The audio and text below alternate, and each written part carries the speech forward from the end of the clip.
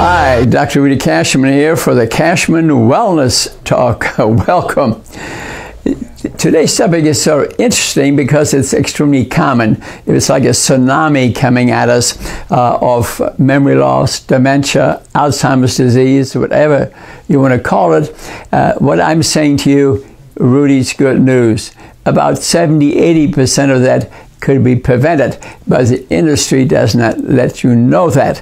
They are looking for this magic pill, this magic drug to affect the disease when it will not do that. It's a multifactorial problem. And Alois Alzheimer described this illness in a patient of his. He lived 1860, 1916 or so, and they did an autopsy. They looked at the brain, and they saw in there what they called amyloid proteins between the nerve cells, and then neurofibrillary tangles called tau in the cells themselves, and they figured that they interfered with the conduction of the nervous system, and that was the amyloid theory of dementia, which still is present today. The good news I'd like to tell you is that about 70% of the cases of severe memory loss, where you hear something, you can't recall it, you can't organize it, and eventually the severe cases, they follow a downhill course and eventually die from this. What I'm saying to you, that can be prevented over 90% of the time. But how? A great deal of it is related to the type of food that we're eating. Yeah, a lot of it is related to sugar. Sugar is the main cause of it. And the reason, what they found out now recently, is that pre-diabetics and diabetics, for example, where the serum insulin, which pushes sugar into the cell, is quite high, there's an enzyme in the brain called IDE, insulin-degrading enzyme.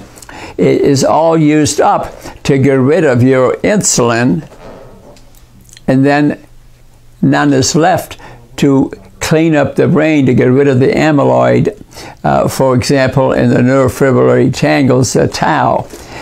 So dementia is partially related to that. It also has been found that people who drink a lot of alcohol shrinks the brain. As a neurosurgeon, I have so many patients whose brain was an inch off the skull at least.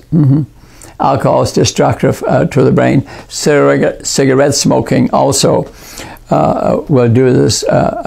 For example, we have in a brain about 100 billion brain cells, okay?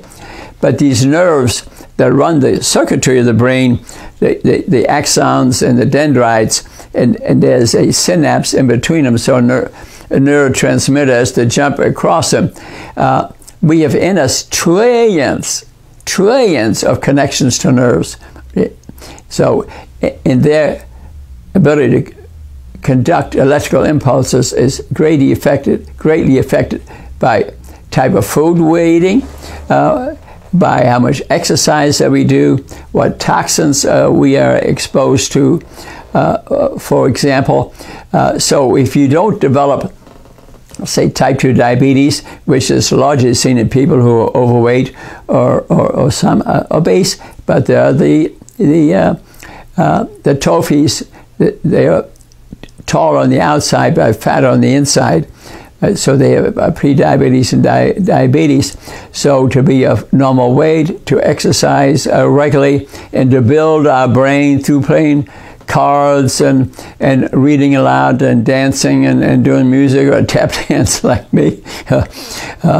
Okay, you do some yoga, meditation, walk in nature, for example, relaxing things, and build your brain through card playing, chess playing, through reading, conversation, socialization, for example. All are preventatives, okay? So 70% of dementia, quote, Alzheimer's disease, can be prevented. That's Rudy's good news. And let me hold up for you the covers of 3 books that I encourage you to maybe consider reading. The Alzheimer's Solution by Dean and Asha Shahzai, for example. excellent book to read. And this seems the same thing, that sugar is a problem, bad fats a problem, lack of exercise is a problem, exposure to toxins is a problem. That's an excellent book.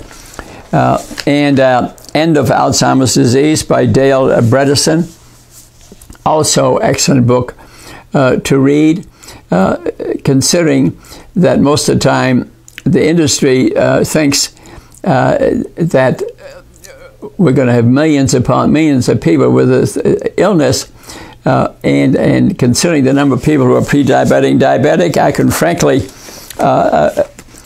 believe what they're saying, but this is preventable 90% of the time.